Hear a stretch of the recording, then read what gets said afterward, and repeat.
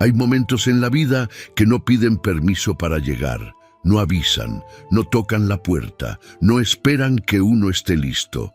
Simplemente aparecen al borde de un camino polvoriento, bajo un sol que no perdona, con el vientre crecido y los ojos mirando hacia ningún lado. Esa mañana, don Tadeo Alcocer salió de su hacienda como cualquier otro jueves, con las botas bien puestas, el sombrero inclinado hacia la izquierda y la mente puesta en el informe de la cosecha del sector norte. Tenía 62 años, una fortuna construida con sus propias manos y una soledad tan acostumbrada a él que ya ni molestaba. No buscaba nada extraordinario. Pero la vida, a veces, no pregunta qué estás buscando. A 6 kilómetros de la hacienda principal, donde el camino se hace angosto y el maíz crece tan alto que tapa el horizonte, vio algo que lo hizo detener el vehículo de golpe. Una joven, sentada en el suelo, con una pequeña mochila raída a su lado y el vientre de por lo menos 8 meses, empujando contra una blusa floreada que ya le quedaba pequeña. No lloraba, no pedía ayuda, solo estaba ahí, inmóvil, como si el mundo entero le hubiera dado la espalda y ella ya hubiera decidido no perseguirlo más. Tadeo bajó del vehículo sin pensarlo demasiado, y en ese instante, sin saberlo, sin entenderlo, sin que nadie se lo hubiera advertido, su vida entera comenzó a cambiar de dirección. Lo que él pensó que sería un simple acto de caridad duraría apenas unos días. Lo que realmente era el inicio de la batalla más importante que enfrentaría en toda su vida. Para entender lo que sucedió aquel jueves por la mañana, hay que entender primero quién era don Tadeo Alcocer. Y para eso hay que remontarse más de 40 años atrás, cuando un muchacho delgado y callado de 18 años llegó a Valle Escondido con nada más que una muda de ropa, un par de herramientas heredadas de su padre y una determinación silenciosa que asustaba a quienes lo miraban a los ojos. Valle Escondido no era un lugar fácil de querer. Enclavado entre las serranías del centro del país, era de esos pueblos que parecen olvidados en los mapas y recordados solo en los problemas. Las lluvias llegaban cuando querían y se iban sin avisar. Las carreteras eran promesas eternas de los gobiernos de turno, y la tierra, aunque fértil en su núcleo, exigía trabajo duro, constancia y paciencia de las que pocos hombres tenían. Pero Tadeo Alcocer sí tenía todo eso. Comenzó arrendando una pequeña parcela en las afueras del pueblo, 5 hectáreas de tierra parda que nadie quería porque estaban en una zona donde el agua escaseaba en los meses secos. Durmió bajo una lámina durante el primer año, comió lo que pudo, trabajó desde antes del amanecer hasta que las estrellas lo obligaban a parar. Al tercer año compró las 5 hectáreas. Al séptimo tenía 20, al 15º ya nadie en el valle se atrevía a llamarlo el muchacho del norte. Lo llamaban Don Tadeo, y ese título, en Valle Escondido, no se compraba ni se heredaba, se ganaba. A los 34 años, conoció a Remedios Salinas, hija de un comerciante de la cabecera municipal, una mujer de risa fácil y carácter firme, que vio en Tadeo algo que los demás tardaron años en reconocer. No era solo un hombre trabajador, era un hombre con visión. Se casaron en la iglesia del pueblo, en una ceremonia sencilla que terminó en un festejo que duró hasta el amanecer. El valle entero bailó esa noche. Durante 8 años, Tadeo y Remedios construyeron juntos lo que él había comenzado solo. Ella llevaba las cuentas con una precisión que avergonzaba a los contadores de la ciudad. Él expandía, negociaba, planeaba. Compraron más tierras, instalaron sistemas de riego, diversificaron los cultivos y poco a poco la hacienda Alcocer se convirtió en la propiedad agrícola más importante de toda la región. Solo les faltaba una cosa, un hijo. Lo intentaron durante años. Visitaron médicos en la capital, siguieron tratamientos, rezaron, esperaron, Y al final, la respuesta fue la que más duele. La esterilidad era de él, irreversible, sin alternativa médica real para la época y la región donde vivían. Tadeo lo asimiló en silencio, como asimilaba todo. Remedios lo tomó con una fortaleza que a él le partía el corazón porque sabía cuánto ella también lo deseaba. Nunca hablaron de adoptar, nunca hablaron de buscar otras opciones. Simplemente cerraron esa puerta con dignidad y siguieron hacia adelante. Pero el destino, que rara vez se conforma con una sola prueba, tenía más reservado para don Tadeo. Cuando él tenía 51 años, Remedios empezó a sentirse mal. Lo que comenzó como un cansancio que no pasaba se convirtió, en pocos meses, en un diagnóstico que ninguno de los dos quería escuchar. Un cáncer agresivo, descubierto tarde, que los médicos dijeron con esa frialdad clínica que nunca logra suavizar el golpe. Remedios murió 18 meses después del diagnóstico. Una mañana de marzo, con el sol entrando por la ventana del cuarto que habían compartido durante casi 20 años, con la mano de Tadeo sosteniendo la suya, se fue, sin ruido, sin drama, como ella había vivido. El entierro fue concurrido. Todo el valle vino. Hubo flores por todas partes. Tadeo no lloró en público. Se mantuvo de pie durante todo el velorio, recibiendo abrazos y palabras de condolencia con esa compostura que muchos confundían con frialdad, pero que en realidad era simplemente la única forma que él conocía de no derrumbarse. Lloró solo, 2 semanas después, sentado en el granero viejo que nadie usaba, rodeado del olor a tierra y madera húmeda, mirando las botas de trabajo que ella nunca usó y que por alguna razón nunca tiró. Y ahí, en ese granero, hizo una promesa silenciosa consigo mismo. Seguiría, trabajaría, construiría, no porque hubiera alguien a quien dejarle todo, sino porque era lo único que sabía hacer, porque detenerse equivalía a rendirse, y Tadeo Alcocer no sabía rendirse. Los años que siguieron a la muerte de Remedios fueron años de expansión callada. La hacienda Alcocer creció hasta alcanzar casi 300 hectáreas. Incorporaron un módulo de procesamiento para los granos, un pequeño almacén de distribución y un sistema de riego tecnificado que muchos agricultores de la zona vinieron a ver con curiosidad y algo de envidia. Tadeo contrató bien, pagó justo y exigió mucho. Sus trabajadores lo respetaban, algunos lo querían. Nadie lo engañaba 2 veces, pero el valle hablaba. En los mercados, en las cantinas, en las reuniones del comité agrario, el nombre de Tadeo Alcocer aparecía siempre acompañado del mismo comentario. Es un gran hombre, pero se queda sin apellido. Toda esa tierra y no hay nadie que la herede. Lástima.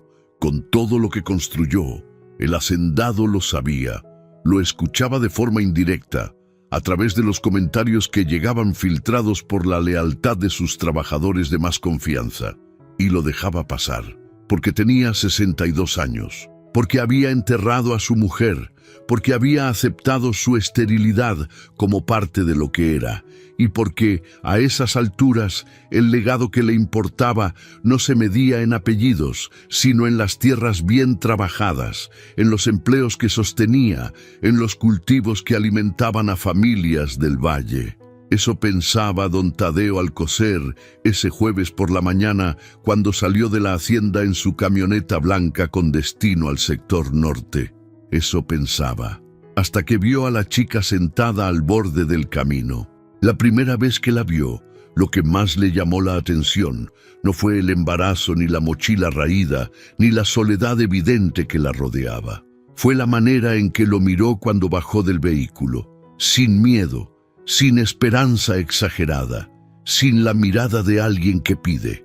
Solo lo evaluó con unos ojos oscuros y tranquilos que parecían haber visto demasiado para su edad, y luego volvió a mirar hacia el horizonte, como si la presencia de él fuera un detalle más del paisaje. Eso lo desconcertó más que cualquier otra cosa. «¿Estás bien?», Preguntó, consciente de que la pregunta era casi absurda dado el panorama. Sí, respondió ella, voz firme, sin ironía. ¿A dónde vas? Una pausa, corta pero cargada, a ningún lado en particular. Tadeo la observó un momento más. El sol ya pegaba fuerte a esa hora. El polvo del camino se pegaba a todo. Ella tenía los labios secos, las sandalias llenas de tierra, y ese vientre enorme que hacía que sentarse en el suelo fuera incómodo y potencialmente peligroso. ¿Cuándo es el parto? 3 semanas, más o menos. El hacendado respiró hondo. En su vida había tomado miles de decisiones. Había comprado tierras cuando nadie quería. Había negociado contratos difíciles. Había sobrevivido sequías y crisis de precios. Sabía evaluar situaciones rápido y actuar sin parálisis. Esta situación no requería mucho análisis. «Sube», dijo señalando la camioneta. Ella lo miró de nuevo, con esos mismos ojos tranquilos, midiendo. «No lo conozco». «No, y yo no la conozco a usted. Pero no voy a dejar a una mujer embarazada sola en un camino a esta hora. Suba, la llevo a donde necesite ir o a la hacienda si no tiene a dónde». Otro silencio. Y luego lentamente la joven se levantó del suelo con esa torpeza digna que tienen las mujeres en los últimos meses del embarazo, recogió su mochila y caminó hacia la camioneta sin decir más. No dio las gracias. Tadeo tampoco esperaba que lo hiciera. La llevó a la hacienda, y esa decisión, tomada en 30 segundos al borde de un camino polvoriento, lo cambiaría todo. Brisa Navarro tenía 23 años y una historia que no contaba de inmediato.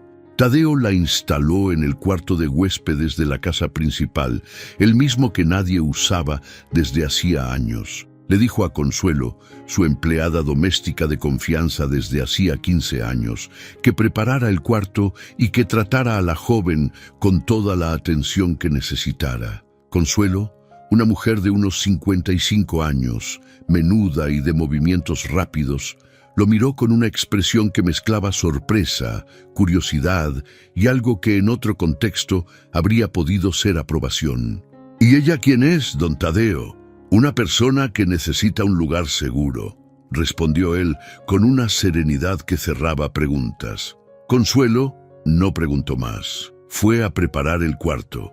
Esa primera noche, Brisa comió en la cocina con Consuelo, porque Tadeo consideró que el comedor formal podría intimidarla o hacerla sentir incómoda. Él cenó en su estudio, revisando los informes de producción que había dejado pendientes. A las 9 de la noche, Consuelo tocó la puerta del estudio. «Don Tadeo, la muchacha pregunta si puede pasar a darle las gracias». Él cerró los papeles. «Que pase». Brisa entró. Había cambiado la blusa floreada por una más limpia que sacó de su mochila. Tenía el cabello recogido con un pasador sencillo. Caminaba con esa postura particular de las mujeres embarazadas, ligeramente inclinada hacia atrás para equilibrar el peso del vientre. Se paró frente a su escritorio y lo miró directamente. «Gracias», dijo. Simple, sin exageración. «No hay de qué. Mañana podemos hablar si quiere. Puedo irme cuando usted diga, no quiero causarle problemas». Tadeo apoyó los codos sobre el escritorio. «¿Tiene a dónde ir?» Una pausa honesta. «Todavía no». «Entonces por ahora no hay problema. Descanse. Mañana hablamos». Ella asintió. Dio media vuelta para salir y luego se detuvo. «Me llamo Brisa Navarro». «Ya lo sé», Consuelo me dijo. Ella frunció levemente el ceño, como si no esperara que él ya supiera su nombre, y luego salió sin más. Tadeo se quedó mirando la puerta cerrada durante un momento. Había algo en esa chica que no terminaba de encajar con la imagen que se suele tener de alguien abandonado en un camino rural. No había desesperación en ella. No había esa fragilidad quebradiza que suele acompañar a quien ha tocado fondo. Había algo más difícil de descifrar. Algo que parecía más a una persona que ha tomado una decisión difícil y ha decidido cargar con ella sin quejarse. Eso le generaba más preguntas que respuestas. Y don Tadeo Alcocer, con 62 años y toda la experiencia que eso implicaba, sabía perfectamente que cuando algo no encajaba a primera vista, era porque la historia real aún no había empezado a contarse. Al día siguiente, sentados en la galería de la hacienda con 2 tazas de café negro y el sonido lejano de los trabajadores iniciando las labores del campo, Brisa le contó lo que estaba dispuesta a contar. Había nacido en Miraflores del Valle, un pueblo a unos 80 kilómetros de allí, hija de don Porfirio Navarro, agricultor de renta media, y de doña Carmen Bustamante, maestra rural. Tenía una hermana mayor casada y 2 hermanos menores que aún estudiaban. Había terminado el bachillerato con buenas calificaciones y había trabajado 2 años en las oficinas de una empresa agropecuaria de la región, haciendo labores administrativas y de archivo. El embarazo llegó sin que ella entrara en detalles sobre el padre. Solo dijo que era una situación complicada, que el hombre no estaba disponible para responsabilizarse y que cuando su familia lo supo, las cosas se pusieron difíciles. ¿Difíciles cómo?, preguntó Tadeo. Brisa miró su taza de café. Mi papá me pidió que dijera el nombre del padre para que él fuera a buscarlo, para obligarlo a asumir. Y usted no quiso decirlo. No pude, respondió ella con una precisión que Tadeo notó de inmediato. No quise, dijo, no pude. Había una diferencia importante ahí. ¿Por qué no pudo? Silencio. Son razones que por ahora prefiero guardar. Tadeo no presionó. Había aprendido a lo largo de muchos años tratando con personas en situaciones complicadas que empujar demasiado pronto solo hacía que la gente cerrara puertas. La información que importaba siempre llegaba cuando la persona estaba lista para darla. Está bien, dijo solamente. ¿Puedo quedarme unos días más? Tengo que encontrar un lugar antes del parto, un albergue, algo. Puede quedarse hasta que nazca el bebé y hasta que esté repuesta, respondió él, con la misma naturalidad con que habría dicho que el clima iba a cambiar. Brisa lo miró, y por primera vez desde que había llegado, algo en su expresión se movió ligeramente. No fue emoción exagerada. Fue más bien el alivio contenido de alguien que llevaba mucho tiempo cargando con demasiado y que por fin encontraba un lugar donde no tenía que mantenerse de pie con tanto esfuerzo. ¿Por qué hace esto?, preguntó con genuina curiosidad. Tadeo pensó la respuesta un momento. Porque Remedios, mi esposa, me hubiera pegado en la cabeza si hubiera dejado a una mujer embarazada tirada en un camino, dijo, con un tono levemente más suave. Brisa no respondió, pero algo en la comisura de su boca insinuó lo más cercano a una sonrisa que Tadeo le vería en mucho tiempo. Esa mañana, ninguno de los dos sabía que esa conversación tranquila en la galería era el ojo del huracán, y que afuera el viento ya empezaba a moverse. La noticia de que don Tadeo Alcocer había traído a una mujer embarazada a vivir en la hacienda Alcocer tardó exactamente 2 días en recorrer Valle Escondido de punta a punta. Así era el pueblo.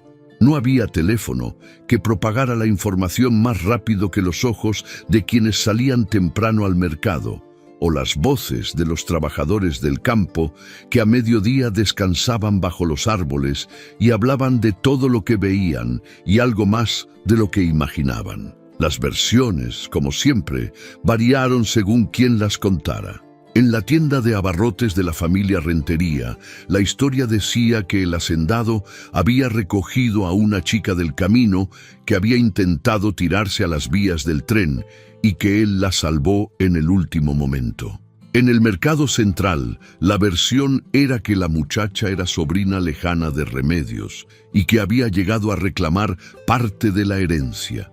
En la cantina del barrio sur, los más directos simplemente decían que el viejo Alcocer, ahora que estaba solo y con plata, había encontrado la manera de conseguirse una compañera joven sin tener que dar muchas explicaciones. Ninguna versión era correcta, pero todas circulaban con la misma velocidad y convicción. Tadeo Lo supo casi de inmediato, gracias a Fermín Saldaña, su capataz de mayor confianza, un hombre de 48 años que llevaba 20 trabajando en la hacienda y que tenía la virtud de reportar las cosas exactamente como eran, sin adornos ni suavizaciones. «Ya están hablando en el pueblo, don», le dijo Fermín una mañana mientras revisaban juntos una de las parcelas del sector oriente. «Ya me imagino. ¿Qué dicen?». Fermín le resumió las versiones principales sin mucho detalle. Tadeo escuchó con la misma expresión con que escuchaba los reportes del clima. «¿Y usted qué piensa, Fermín?». El capataz lo miró de lado. «Yo pienso que usted hizo lo que había que hacer y que la gente siempre va a hablar de todos modos, pero también pienso que hay alguien que está más molesto que los chismosos del mercado». «¿Quién?». «El licenciado Borja mandó a preguntar por usted esta mañana. Dice que quiere verlo pronto». Eso sí hizo que Tadeo levantara una ceja. El licenciado Aureliano Borja no era simplemente un abogado local, era el hombre que durante los últimos 15 años había representado legalmente a la mayoría de los empresarios medianos y grandes de la región. Asesoraba al municipio de manera informal, tenía conexiones con funcionarios de la capital del estado y era de esas personas que nunca hacían nada por impulso. Si Borja quería ver a alguien, era porque tenía una razón calculada para hacerlo. Dijo ¿para qué? No, solo que era un asunto de interés mutuo. Tadeo guardó silencio un momento, mirando las hileras de cultivo que se extendían frente a él. «Dígale que pasaré por su oficina el viernes por la tarde». Fermín asintió y se fue a continuar con las labores. El hacendado se quedó solo un momento, mirando el cielo claro del mediodía.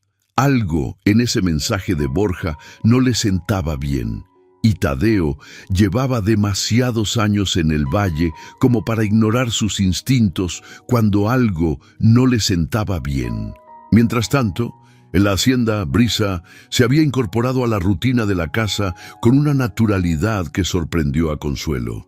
No era el tipo de persona que se quedaba en cama hasta tarde ni que esperaba que todos se lo hicieran. Dentro de sus posibilidades físicas, dado el avanzado estado del embarazo, se levantaba temprano, desayunaba sencillo y pasaba las mañanas en la galería o en la cocina ayudando a Consuelo en cosas pequeñas, pelar verduras, doblar ropa, organizar especias, cualquier cosa que sus manos pudieran hacer. Consuelo, que al principio la había observado con la reserva discreta de quien no quiere involucrarse más de lo necesario, comenzó a ceder ante esa presencia callada y trabajadora que no pedía atención ni generaba dramas.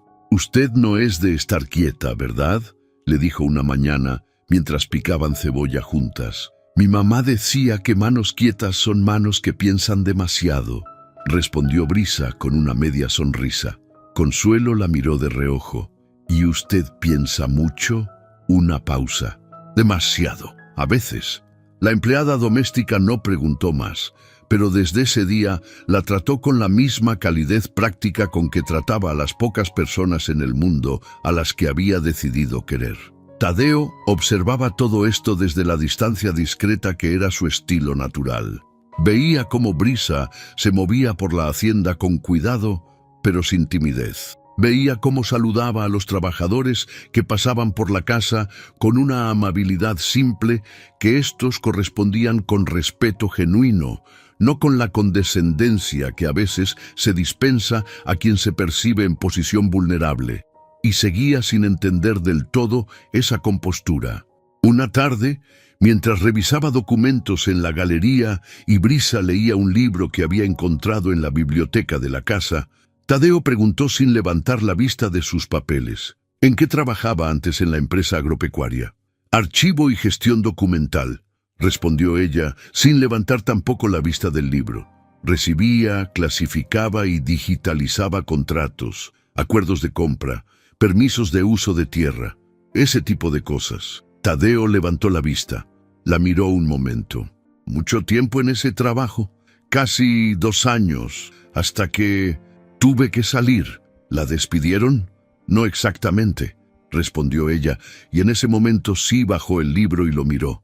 «Renuncié, porque había cosas que no quería seguir viendo. Otro de esos silencios que Tadeo ya había aprendido a no interrumpir demasiado pronto. ¿Cosas qué tipo? Brisa lo miró durante unos segundos que se sintieron más largos de lo que fueron.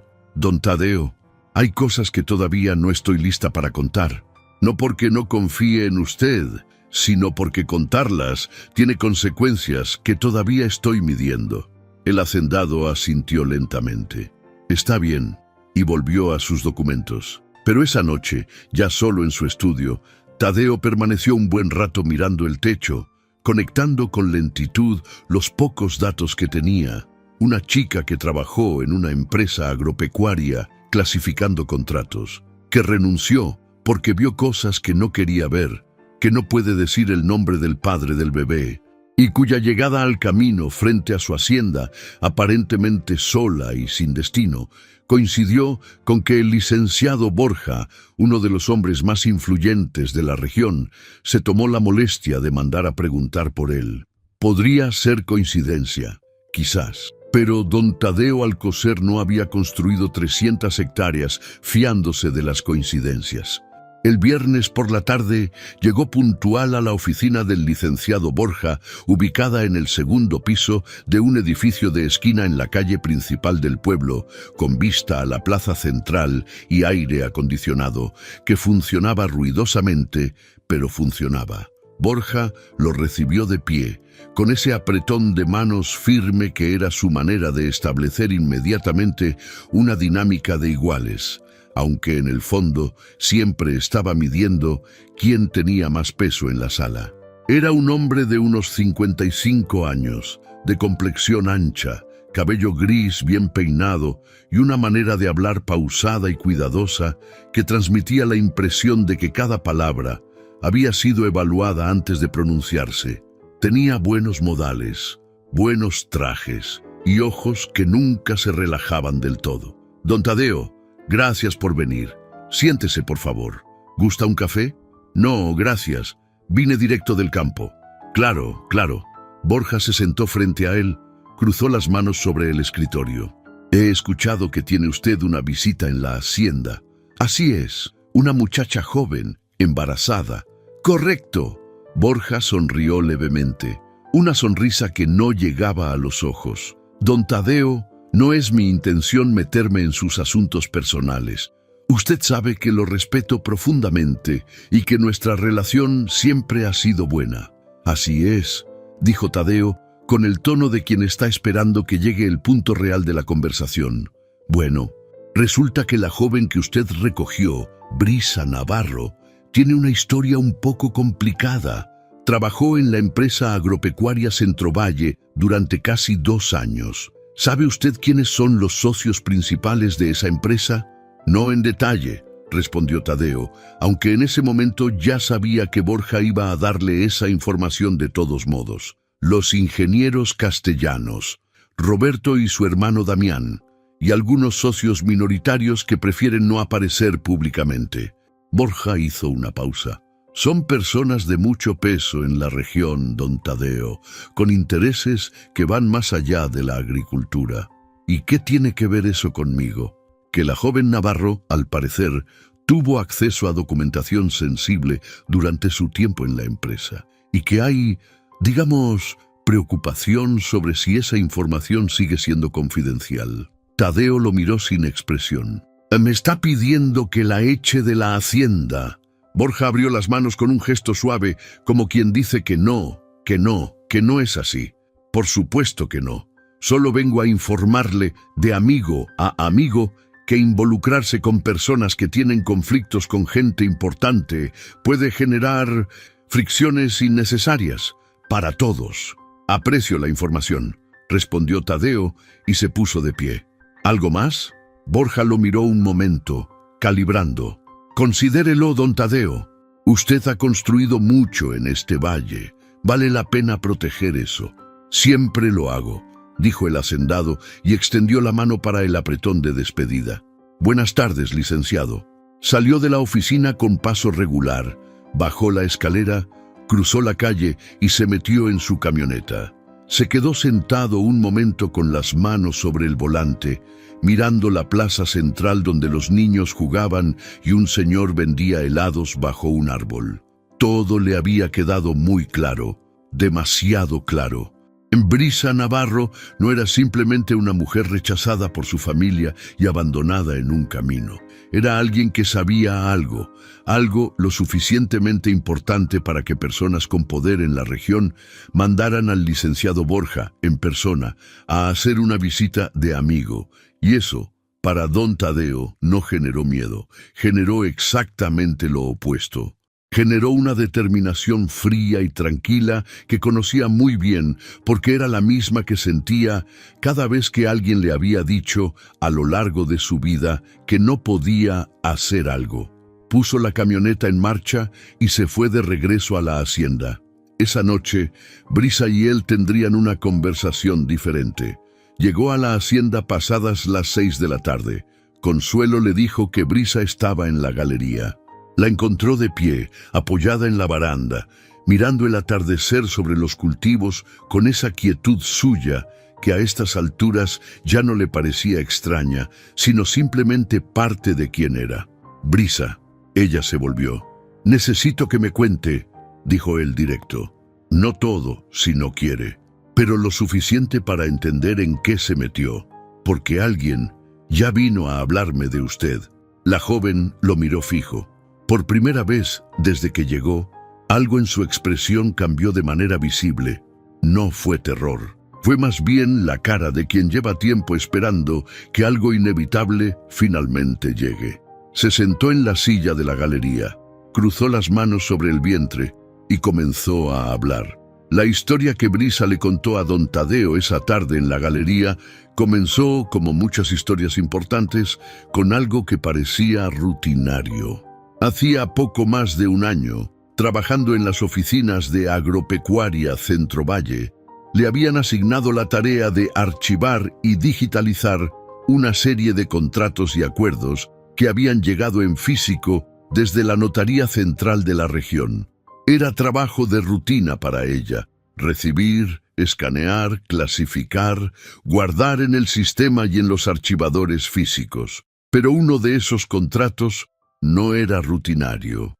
Era un acuerdo de compra-venta de tierras firmado entre la Agropecuaria Centro Valle como empresa compradora y 5 ejidatarios del municipio, pero con una cláusula que Brisa leyó casi sin querer, al revisar que el documento estuviera completo antes de archivarlo. La cláusula establecía que los firmantes cedían no solo las parcelas descritas en el contrato principal, sino también los derechos de servidumbre de paso y de acceso a fuentes hídricas sobre tierras colindantes no identificadas explícitamente, por un período de 25 años, bajo términos que no quedaban claramente definidos en el documento mismo, sino en un anexo que no estaba incluido en el paquete que ella había recibido.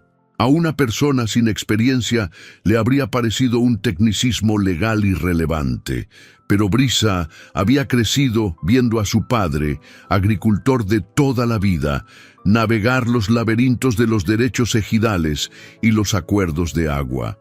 Sabía, por conversaciones de mesa, por documentos que su padre a veces llevaba a casa con preguntas, que las servidumbres de paso y los derechos hídricos eran exactamente las palancas que usaban las empresas grandes para asfixiar a los pequeños propietarios sin necesidad de comprarles la tierra directamente. Simplemente les quitaban el acceso al agua o les bloqueaban los caminos de salida hasta que vender se volvía la única opción. Lo que había en ese contrato era el inicio de ese proceso, aplicado a tierras que rodeaban las parcelas ya compradas, lo que significaba que la expansión no era solo la que aparecía en el documento, era mucho más grande, y había algo más. Uno de los firmantes, entre los 5 ejidatarios, tenía un apellido que Brisa reconoció de inmediato: Carrillo. Específicamente, Teodoro Carrillo, un anciano de casi 80 años que, según el conocimiento general del pueblo, llevaba años sin poder trabajar su parcela por problemas de salud y que vivía solo desde que su esposa murió. Brisa conocía a los Carrillo porque eran familia lejana de una amiga de infancia y sabía que el viejo Teodoro, en sus últimos años, había empezado a tener problemas cognitivos serios. Su hija, que vivía en otra ciudad, había venido una vez y contado que el anciano ya no entendía bien los papeles que le ponían enfrente. La pregunta que se instaló en la mente de Brisa fue incómoda e inmediata. ¿Entendió realmente lo que firmó? Decidió no decir nada de inmediato. Guardó el documento, lo archivó, pero hizo algo que no estaba dentro de sus funciones. Sacó una fotocopia del contrato y la guardó en su bolso. Solo por si acaso. Durante las semanas siguientes prestó más atención a los documentos que pasaban por su escritorio y fue encontrando más piezas. Otro contrato similar con otros ejidatarios de un municipio vecino. Un permiso de extracción de agua subterránea expedido con una velocidad inusual, según se notaba en las fechas. Una carta de una dependencia municipal autorizando el cambio de uso de suelo en una zona que, hasta donde Brisa recordaba de mapas que había visto en el trabajo, coincidía con tierras que actualmente eran de pequeños propietarios privados, no ejidales. Y una factura de honorarios muy cuantiosa emitida a nombre de un despacho de asesoría que Brisa buscó en el registro de empresas y que resultó no existir en ningún padrón oficial. Una empresa fantasma. La factura iba dirigida a alguien cuyo nombre Brisa reconoció de inmediato, porque no era un nombre común en la región. Era un funcionario del área de catastro y ordenamiento territorial del Estado. Un hombre que tenía exactamente las atribuciones necesarias para facilitar los cambios de uso de suelo que aparecían en los documentos. Brisa tenía, sin haberlo buscado, evidencia de un esquema de corrupción y despojo de tierras que llevaba operando al menos 2 años y que involucraba a empresarios regionales, a un funcionario estatal y posiblemente al propio licenciado Borja, cuya firma de asesoría aparecía mencionada en algunas notas internas como el conducto legal de varios de esos acuerdos. Guardó todo en copias. Las guardó fuera de su casa, en un lugar que no reveló a Tadeo esa noche. Y entonces cometió el error que lo cambió todo. Habló con su jefe directo, no para acusarlo, solo para preguntarle con cuidado si los contratos con las servidumbres habían sido revisados por abogado externo, porque notaba algunas inconsistencias. Su jefe la miró con una expresión que no era enojo, era algo peor, era cálculo. Al día siguiente la llamaron a una reunión con los ingenieros castellanos. Roberto, el mayor, fue muy educado. Le dijo que habían notado que tenía talento, que valoraban su trabajo, y que dado que estaba esperando un bebé, quizás era buen momento para tomarse una licencia larga, bien pagada, y volver cuando las cosas se acomodaran. Brisa entendió perfectamente lo que le estaban diciendo. Renunció esa misma tarde para no darles la oportunidad de tener el control de su salida. Pero antes de irse, llevó a la notaría pública una carta sellada con instrucciones de que si ella no se presentaba a revalidarla personalmente antes de una fecha determinada, debía ser enviada a una dirección específica. Una medida de seguridad que había leído en algún artículo de periodismo de investigación y que le pareció lo suficientemente práctica para aplicarla. Luego fue a casa de sus padres, y cuando la familia exigió el nombre del padre del bebé, ella no pudo decirlo. No porque el padre fuera un hombre casado, no porque hubiera vergüenza en eso, sino porque el padre del bebé era Damián Castellanos, el hermano menor de Roberto, y decir ese nombre públicamente habría desencadenado una presión sobre la familia que en ese momento de debilidad podría haberse convertido en un canal de información hacia quienes la querían callada. Su propio padre, sin saberlo, podría haberse convertido en una herramienta en su contra. Por eso cayó, por eso la echaron. Por eso terminó sola en un camino polvoriento, con una mochila raída y el vientre de 8 meses, y esos ojos tranquilos que en realidad no eran tranquilos, sino simplemente entrenados para no mostrar el miedo. Tadeo escuchó todo sin interrumpir. Cuando ella terminó, el silencio en la galería pesó durante un tiempo considerable. Las luces del atardecer ya habían cedido a la primera oscuridad de la noche. Consuelo había encendido la luz interior de la cocina y el resplandor llegaba suave hasta donde estaban. El hacendado se levantó, caminó hasta la baranda, miró los campos oscuros por un momento, luego se volvió hacia Brisa. Las copias que guardó, ¿están seguras? Sí. ¿Alguien más sabe dónde están? Nadie. ¿La carta en la notaría? Está activa. Tengo que ir a revalidarla antes de que venza el plazo. ¿Cuándo vence? En 18 días. Tadeo procesó todo esto. Luego preguntó algo que parecía lateral, pero no lo era. Las tierras que menciona en los contratos, las que tienen servidumbres afectadas. ¿Tiene usted idea de cuáles son exactamente? Brisa lo miró. Tengo el mapa que reconstruí de memoria antes de irme, con los nombres de los propietarios y las parcelas afectadas. ¿Y alguna de esas parcelas está cerca de esta zona? Una pausa. 3 de ellas lindan directamente con el límite este de la hacienda Alcocer. Y ahí fue cuando Tadeo entendió por qué la visita del licenciado Borja había sido tan oportuna. La hacienda Alcocer no era solo un vecino incómodo para la red de Borja y los castellanos. Era el siguiente objetivo: sus 300 hectáreas, con acceso propio al acuífero regional y una posición geográfica estratégica dentro del valle, eran exactamente lo que necesitaban para completar el corredor de control hídrico que habían estado construyendo por años. Y él nunca lo había visto venir porque nadie había sido tan imprudente como para intentarlo directamente. Pero si tenían a los pequeños propietarios vecinos bajo control a través de esas servidumbres ilegales, cuando llegara el momento de presionarlo a él, estaría rodeado. Don Tadeo Alcocer, con 62 años, había enfrentado sequías, crisis de mercado, duelos y soledades. Nunca había enfrentado esto. Pero algo en él, en ese momento de claridad fría, supo con certeza absoluta lo que iba a hacer. No iba a echarse para atrás, no iba a negociar, iba a pelear, y lo iba a hacer bien. La pregunta era, ¿cómo? Tadeo sabía que ir directamente a las autoridades locales era camino cerrado. El municipio estaba, en el mejor de los casos, infiltrado, y en el peor, era parte del esquema. El licenciado Borja era precisamente el tipo de operador que aseguraba que los primeros filtros institucionales estuvieran bloqueados. Pero el esquema tenía una debilidad.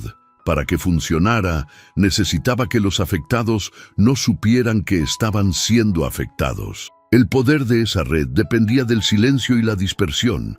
Que cada ejidatario creyera que había hecho un trato individual, que ninguno de los pequeños propietarios vecinos supiera lo que los contratos de los demás contenían, que nadie pudiera ver el mapa completo.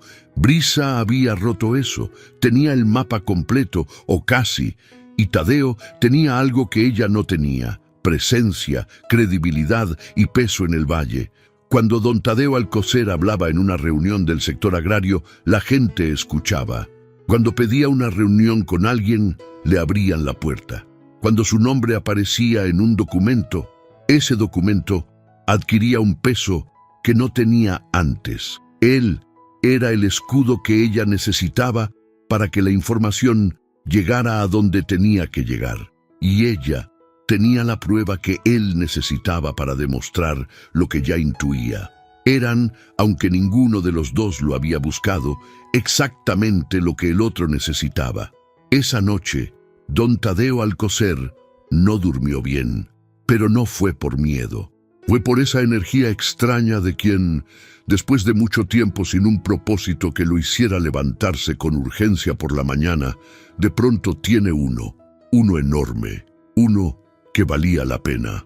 Los días que siguieron fueron los más intensos que la hacienda Alcocer había vivido desde los años de sequía de la década pasada, aunque de una naturaleza completamente diferente. Tadeo comenzó a moverse con la misma metodología que había aplicado toda su vida cuando enfrentaba un problema grande. Primero información, luego alianzas, luego acción. Para la información tenía a Brisa. Durante 3 días, sentados en el comedor de la hacienda con los documentos de ella sobre la mesa y los mapas catastrales de la región que él tenía archivados de sus propias gestiones a lo largo de los años, construyeron juntos un panorama completo del esquema. Brisa tenía memoria casi fotográfica para los documentos. Podía reconstruir con notable precisión los nombres de los firmantes, las fechas, los números de registro y las cláusulas relevantes de cada contrato que había procesado. Tadeo aportaba el conocimiento del terreno, quiénes eran los propietarios afectados, cuáles eran sus situaciones reales, cuáles podrían estar ya bajo presión sin saberlo y cuáles tendrían la fortaleza para resistir si se les explicaba la situación. Identificaron 12 propiedades directamente afectadas, además de las 3 que lindaban con la hacienda. De esas 12, Tadeo conocía personalmente a 7 propietarios. Eso era suficiente para empezar. Para las alianzas, Tadeo tenía que ser muy cuidadoso. En un pueblo donde el licenciado Borja tenía décadas de relaciones, cualquier movimiento indiscreto sería detectado rápidamente. Necesitaba hablar con personas de confianza absoluta, que tuvieran interés directo en el asunto y que no estuvieran ya comprometidas con la red que había que desmantelar. Eligió a 3 personas para empezar.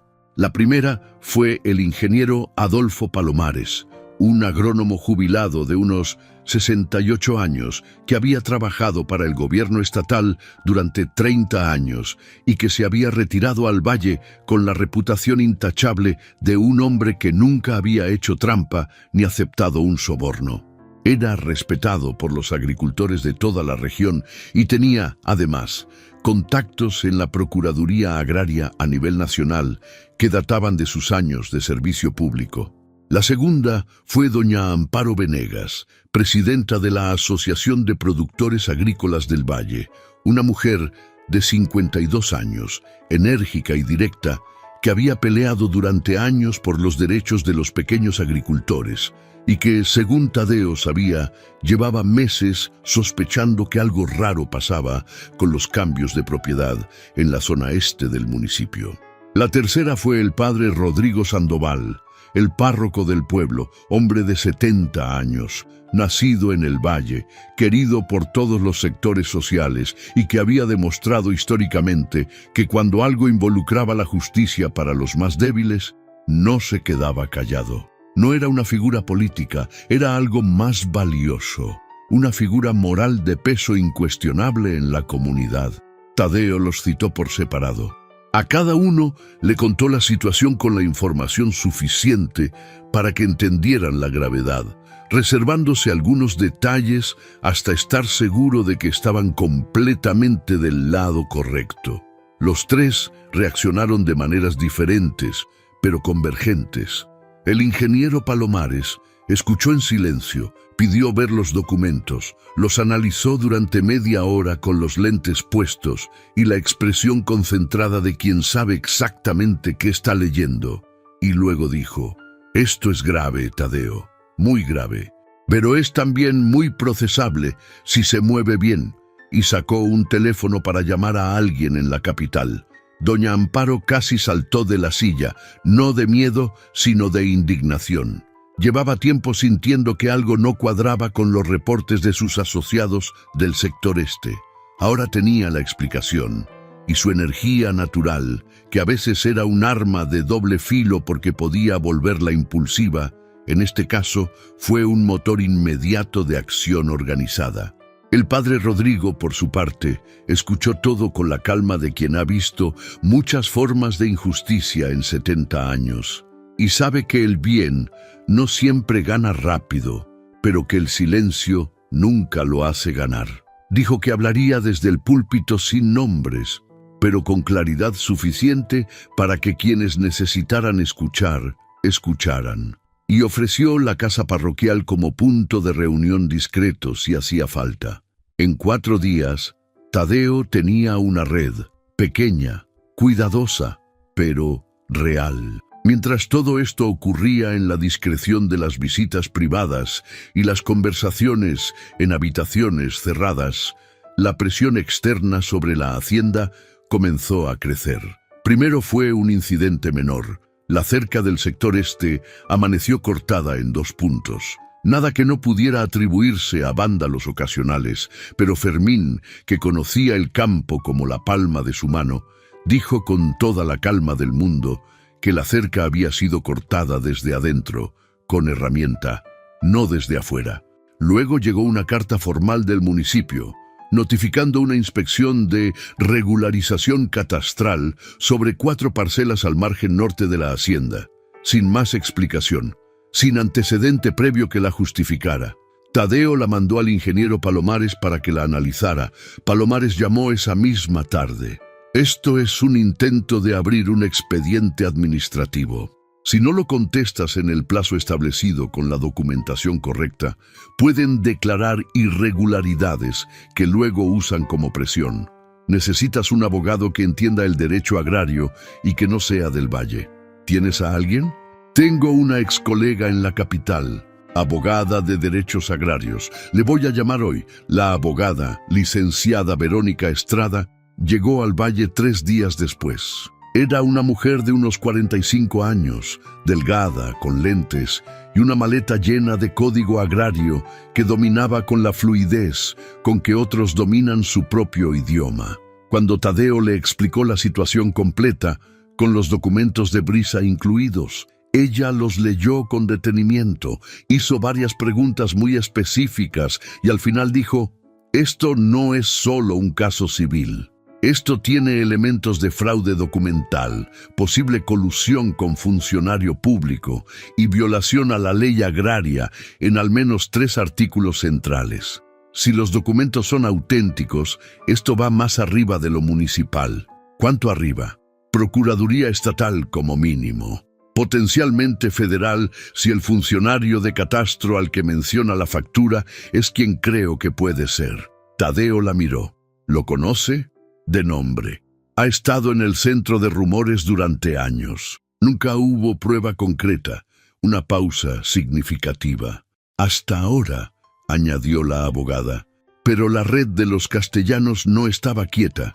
A los 10 días del regreso de Tadeo de la oficina de Borja, ocurrió algo que subió la temperatura de todo el asunto de manera dramática. Consuelo encontró a Brisa en el baño de la planta baja a las 2 de la madrugada, sentada en el suelo con la espalda contra la pared, con el teléfono en la mano y una expresión que Consuelo describiría después como la cara de alguien que acaba de escuchar algo que no quería escuchar. Consuelo fue a buscar a Tadeo. El hacendado bajó en menos de 2 minutos. Se sentó en el suelo junto a Brisa, lo cual era un gesto poco común para un hombre de su porte y su edad, pero que en ese momento pareció lo único apropiado. ¿Qué pasó? Brisa levantó el teléfono. Una sola pantalla de mensaje de texto, sin remitente identificado. El mensaje decía: «Sabemos dónde están las copias y sabemos que tu familia aún no sabe todo. Piénsalo bien». Tadeo leyó el mensaje 2 veces. Respiró hondo. «¿Saben realmente dónde están las copias?» «No», dijo ella con voz firme, aunque un poco opacada por el cansancio. «Si supieran, no estarían preguntando. Están adivinando». «¿Está segura?» «Absolutamente. Las guardé en un lugar que solo yo sé, y las puse en un segundo lugar antes de que me fueran del trabajo, uno que ni yo misma había planeado de antemano». «¿Y su familia?» Silencio. «Mi hermana me bloqueó el teléfono hace 3 semanas. Mi mamá me contesta a veces. Mi papá no me habla». Tadeo guardó silencio un momento. «Mañana hablo con la licenciada Estrada. Ese mensaje puede ser relevante para el caso. ¿Me permite que ella lo vea?» «Sí». «¿Cómo está el bebé?» Brisa bajó la vista a su vientre. Puso una mano sobre él. «Bien. Se mueve mucho en las noches. Bien, dijo Tadeo simplemente. Vamos a su cuarto. Ya no puede hacer nada más esta noche.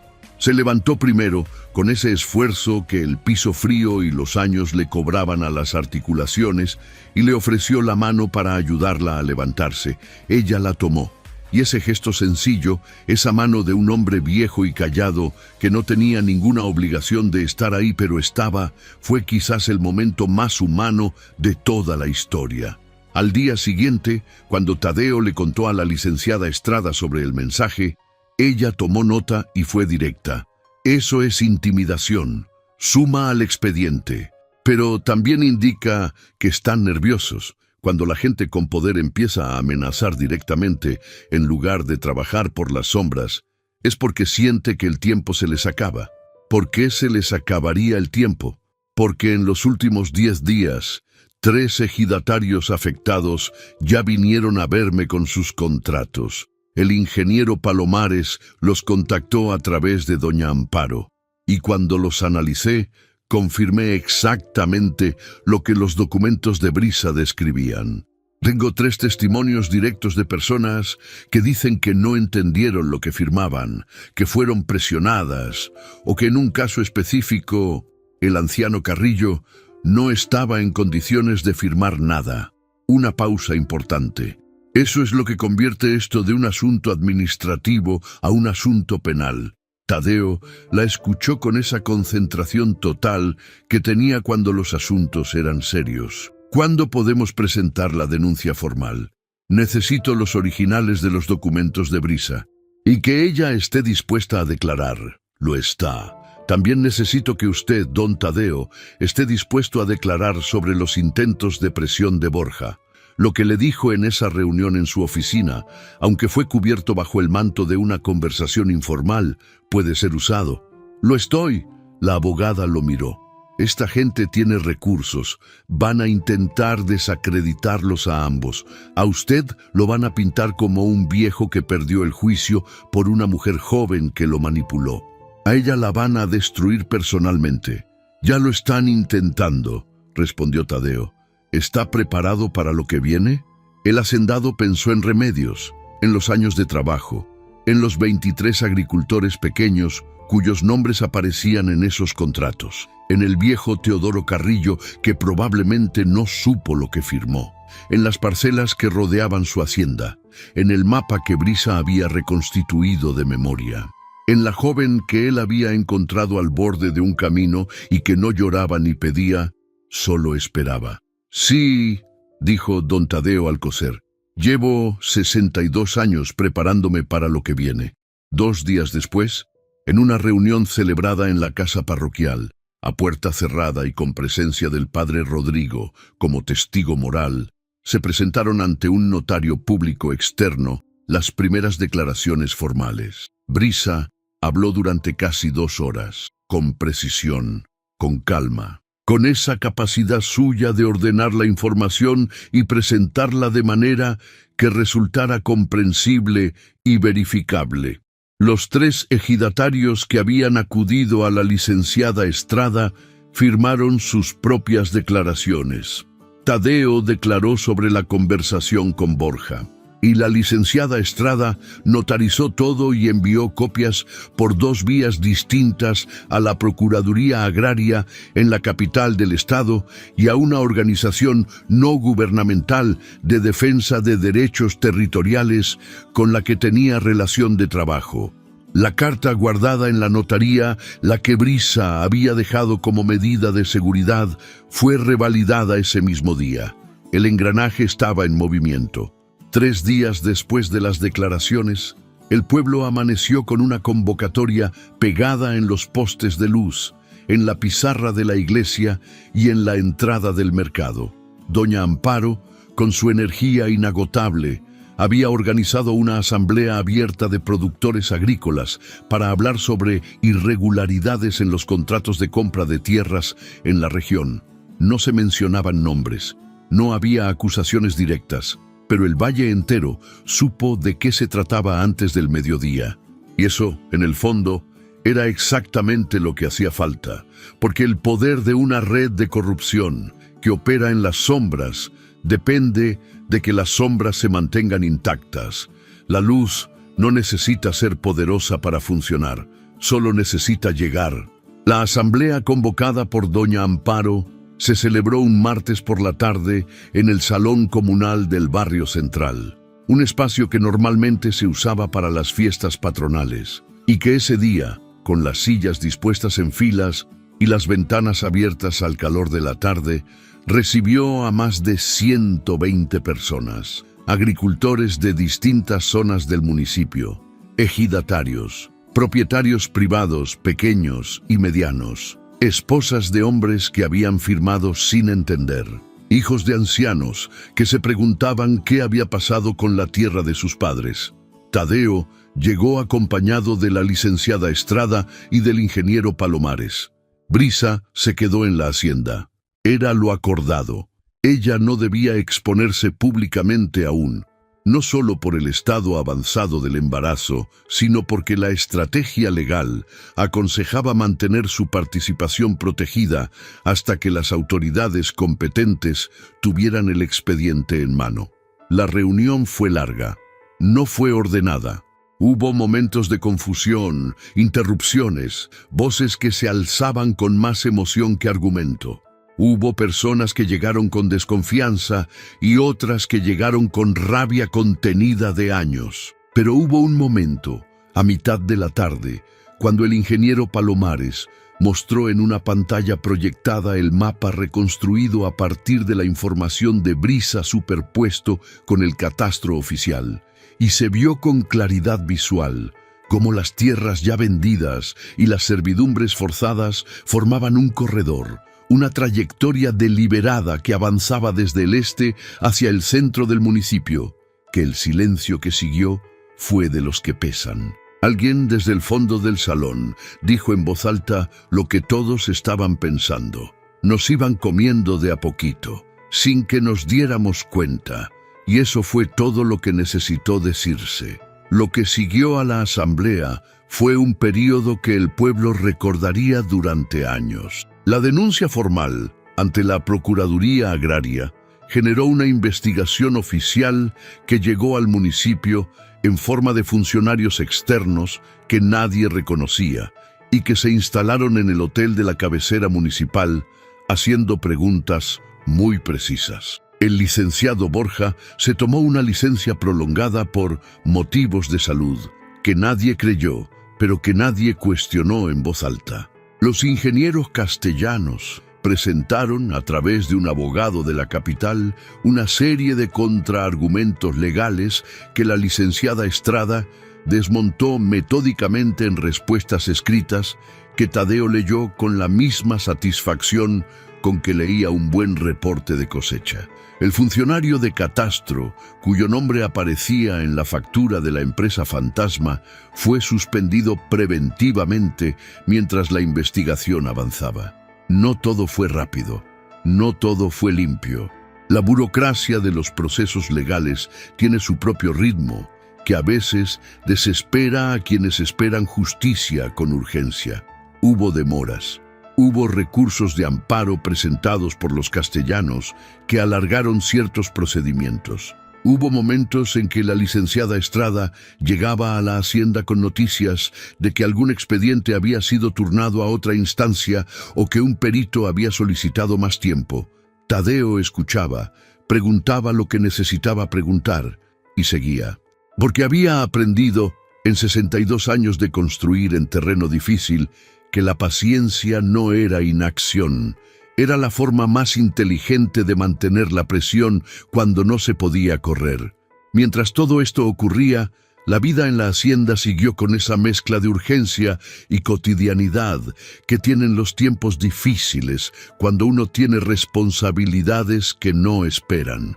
Los cultivos seguían creciendo. Los trabajadores seguían sus labores. Consuelo seguía cocinando a horas exactas y opinando sobre todo lo que pasaba en la hacienda con la autoridad de quien lleva 15 años siendo la columna vertebral de una casa. Y Brisa Navarro, con 9 meses de embarazo y el centro de todo ese huracán legalmente contenido a su alrededor, Esperó el momento con esa serenidad suya que ya Tadeo y Consuelo habían dejado de interpretar como frialdad para entender como lo que realmente era: la fortaleza callada de alguien que ha decidido no romperse. El bebé nació un miércoles por la madrugada. No hubo complicaciones mayores. La partera que Tadeo había contratado previamente y que había visitado a Brisa 2 veces durante las semanas anteriores llegó a tiempo. Consuelo fue el apoyo constante que nunca abandonó el cuarto, y 3 horas después de que Brisa comenzara el trabajo de parto, el niño llegó al mundo con ese llanto inicial que es el anuncio más antiguo que existe. Tadeo estaba en la sala de abajo. Cuando Consuelo bajó a avisarle con los ojos brillantes y las manos todavía limpias de tanto lavarlas por los nervios, él subió las escaleras con una calma que por dentro no sentía del todo. Se detuvo en la puerta del cuarto. Brisa estaba recostada con el bebé sobre el pecho. Tenía el cabello pegado a la frente por el esfuerzo. Estaba exhausta. Y tenía en la cara esa expresión que solo tienen las madres recién paridas, que no es felicidad exactamente, sino algo más primitivo y más hondo: el asombro de haberlo conseguido.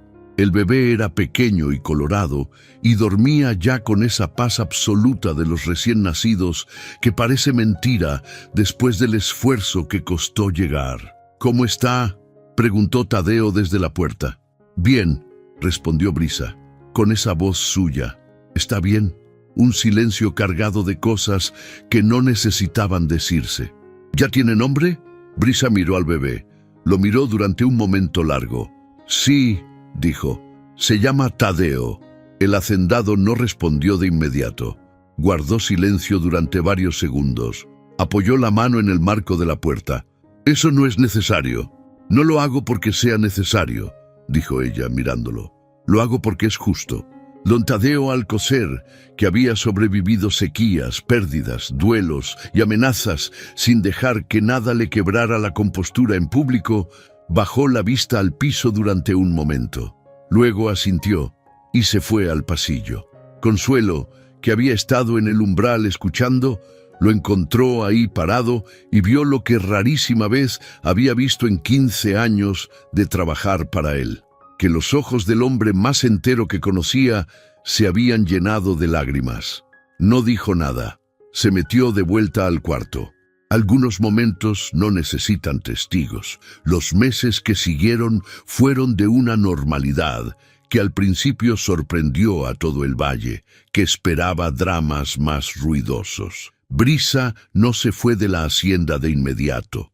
Tampoco se quedó porque no tuviera a dónde ir, sino porque las circunstancias del proceso legal aconsejaban que su seguridad y la del bebé se mantuvieran bajo la cobertura que la presencia de Tadeo y la hacienda representaban. Pero más allá de la lógica de seguridad, lo que ocurrió fue algo más orgánico y más honesto. Brisa encontró en la hacienda Alcocer un lugar donde podía respirar. No el respiro de quien no tiene opciones, sino el de quien ha encontrado un ambiente que se corresponde con quien es, un lugar de trabajo serio, de gente digna, de silencias que no incomodan y de una rutina que sostiene en lugar de asfixiar. Y Tadeo encontró algo que llevaba años sin saber del todo que lo extrañaba: el movimiento de la vida cotidiana que no gira solo alrededor del trabajo.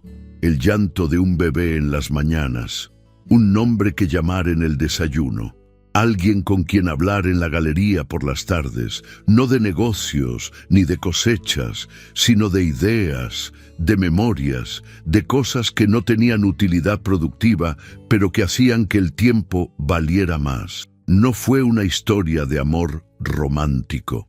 Fue algo más complejo y más real que eso. Fue la historia de 2 personas heridas por caminos muy diferentes que encontraron, sin buscarlo, una forma de complementarse que los hacía a ambos más enteros de lo que habían sido solos. La investigación avanzó con la lentitud característica de los procesos institucionales, pero avanzó. A los 7 meses de la denuncia formal, Los ingenieros castellanos llegaron a un acuerdo extrajudicial que implicaba la nulidad de los contratos de servidumbre sobre 12 propiedades, la devolución de tierras a 3 ejidatarios que ya habían cedido completamente sus parcelas bajo presión y una compensación económica a los afectados que, aunque insuficiente para algunos, representó un reconocimiento concreto del daño causado. El funcionario de catastro fue procesado penalmente. Su caso continuaba en los tribunales. El licenciado Borja no fue procesado formalmente, pero su influencia en el valle se evaporó con la velocidad con que suelen evaporarse las influencias que dependen de que nadie hable. Los 3 ejidatarios cuyos contratos habían sido los primeros en analizarse recuperaron sus tierras. 2 de ellos fueron a la hacienda a agradecerle a Tadeo personalmente. El tercero no fue, pero mandó una bolsa de maíz recién cosechado con uno de sus hijos, que es la forma más directa que existe en el campo de decirle a alguien que lo que hizo importó. Un año después de aquella mañana en que don Tadeo Alcocer detuvo su camioneta al borde de un camino polvoriento, el valle era diferente de maneras que no siempre podían verse a primera vista, pero que quienes lo habitaban sentían en el aire. No era un valle transformado dramáticamente. No había grandes cambios visibles, los mismos cerros en el horizonte, los mismos cultivos creciendo en temporada, los mismos trabajadores madrugando, el mismo mercado con sus ruidos y sus olores de siempre. Pero había algo más. Había una asociación de productores fortalecida que ahora revisaba colectivamente cualquier contrato antes de que sus miembros lo firmaran. Había una red de comunicación entre propietarios pequeños y medianos que antes no existía. Había una conciencia, difícil de medir pero real, de que el silencio no protege a quien no tiene poder, sino a quien lo tiene. Y había, en la hacienda Alcocer, un niño de 1 año llamado Tadeo que gateaba por los pasillos de esa casa vieja con una energía que alborotaba a Consuelo y hacía sonreír a los trabajadores que lo veían cuando la madre lo sacaba a tomar el sol de la mañana. Una tarde de noviembre, cuando el aire ya tenía el filo suave del final del año y los últimos cultivos de temporada estaban siendo cosechados, Tadeo y Brisa estaban sentados en la galería. El pequeño dormía adentro. Consuelo cosía en la sala. El sonido lejano de los trabajadores terminando las labores del día llegaba mezclado con el viento que movía las hojas altas de los árboles que bordeaban el camino principal de la hacienda. ¿Qué va a hacer?, preguntó Brisa. Era una pregunta abierta, y los dos lo sabían. No preguntaba por mañana ni por la semana siguiente. Preguntaba por más adelante. Tadeo pensó un momento. Seguir, dijo.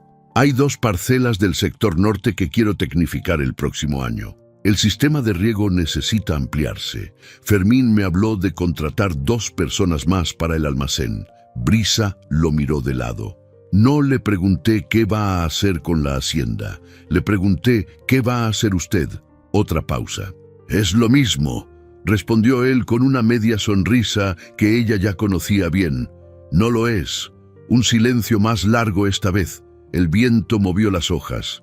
Algún pájaro tardío cruzó el cielo. Voy a seguir construyendo, dijo finalmente, con una voz más quieta. No sé exactamente qué, pero sé que hay más que hacer, y que ya no lo voy a hacer solo. Brisa no dijo nada. Miró hacia los campos que se oscurecían lentamente con el atardecer.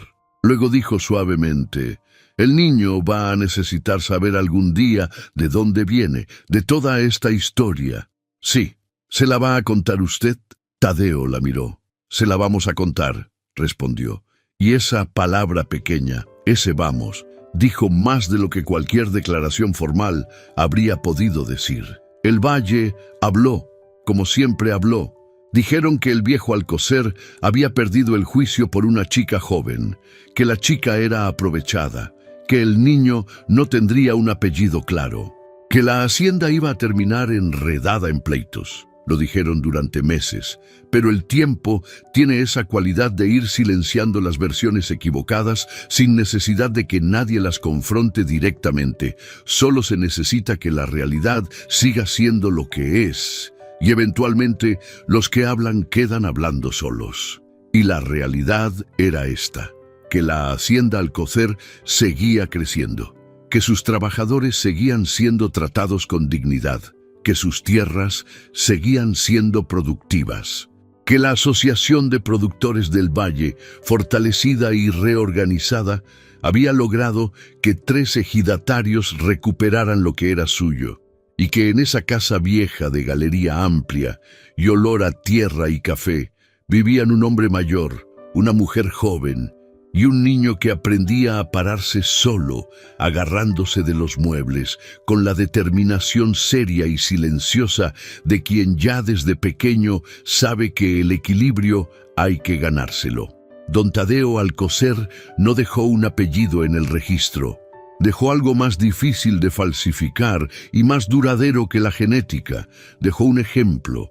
El ejemplo de que a los 62 años, cuando el mundo ya te ha dado por terminado, cuando tu nombre parece destinado a ser el último de tu línea, cuando la soledad ya se siente como condición permanente y no como estado temporal, la vida puede ofrecerte, al borde de un camino polvoriento, algo más poderoso que la continuidad biológica. Puede ofrecerte propósito. Y el propósito, cuando se elige con valentía y se sostiene con trabajo honesto, es la única forma de inmortalidad que no necesita de apellidos. Fin de la historia. Y así llega a su fin la historia de Don Tadeo Alcocer, un hombre que el valle dio por terminado, y que eligió comenzar de nuevo exactamente cuando nadie lo esperaba. Porque a veces la vida no te pide que seas joven, ni que seas fuerte, ni que tengas todo resuelto. Solo te pide que estés presente en el momento correcto y que no sigas de largo. Si esta historia te llegó al corazón, si te movió algo por dentro, si reconociste en algún personaje una parte de tu propia historia o la de alguien que quieres, entonces tienes en tus manos algo muy sencillo pero muy poderoso que hacer ahora mismo. Dale like a este video. Ese pequeño gesto nos dice que la historia valió la pena y nos motiva a seguir creando para ti. Suscríbete al canal si todavía no lo has hecho. Aquí contamos historias como esta, reales, humanas, sin magia ni fantasmas, solo la complejidad hermosa y difícil de la vida tal como es. Activa la campanita de notificaciones para que no se te escape ninguna historia nueva. La próxima ya está en camino y no querrás perdértela. Deja tu comentario y cuéntanos lo que sentiste. ¿Qué parte de la historia te marcó más? ¿Qué habrías hecho tú en el lugar de Tadeo o en el de Brisa? Y dinos también, ¿desde dónde nos estás viendo hoy? Nos encanta saber en qué rincón del mundo nuestra historia encontró un corazón dispuesto a escucharla. Gracias por quedarte hasta el final. Nos vemos en la próxima historia.